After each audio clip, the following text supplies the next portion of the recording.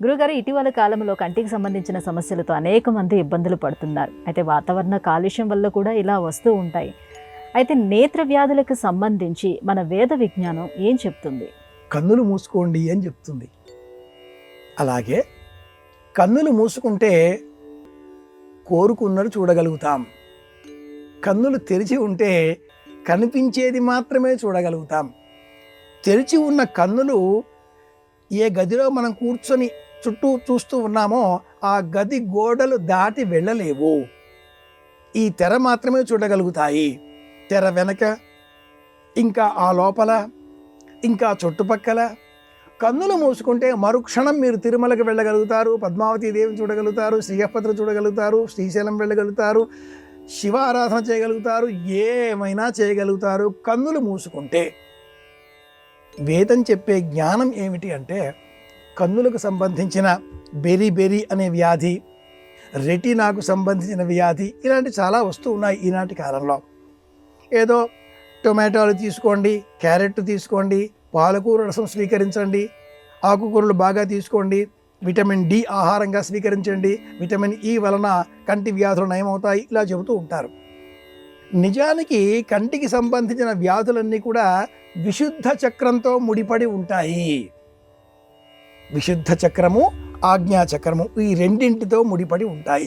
లలితా సహస్రనామావళిలో ఈ రెండింటికి సంబంధించిన నామావళులు చెప్పే సమయంలో కొంచెం ఏకాగ్రతను మనం చూపినట్లయితే ఆ వ్యాధులు మటమాయమవుతాయి.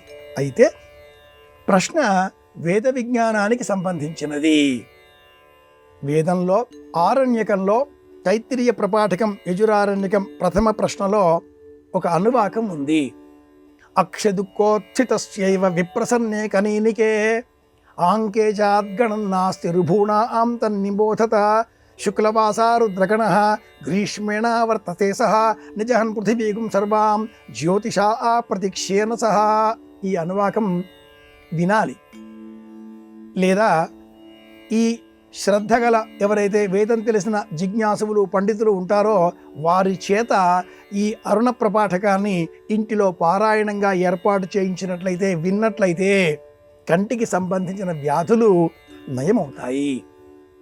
కంటిలో చిత్రం తలక్రిందులుగా రెటీనా పైన ప్రతిబింబిస్తుంది.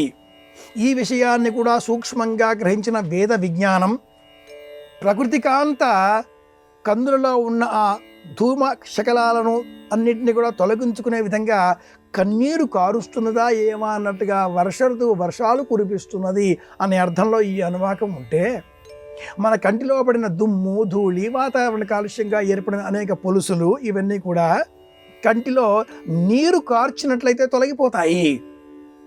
వేద విజ్ఞానం అందించిన మరి ఒక ఆయుర్వేద సంబంధితమైన మార్గం పెరుగు, పాలు, వీటిలో దూది వత్తి తడిపి కన్నులు మూసుకొని ఆ కన్నుల పైన వీటిని ఉంచాలి.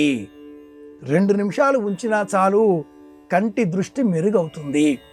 గో ఉత్పత్తులకు ఇంత బలమైనటువంటి ప్రయోజనం ఉన్నది అని చెప్పిన వేద విజ్ఞానం కంటికి సంబంధించిన దోషాలు తొలగించుకోవాలి అంటే ఆయుర్వేద చికిత్సాపరంగా నేతిని స్వీకరించాలి. అరచేతిలో నెయ్యి వేసుకొని అలా త్రాగినట్లయితే కూడా కంటికి సంబంధించిన సమస్త వ్యాధులు తొలగిపోతాయి అని కూడా తెలియజేస్తుంది.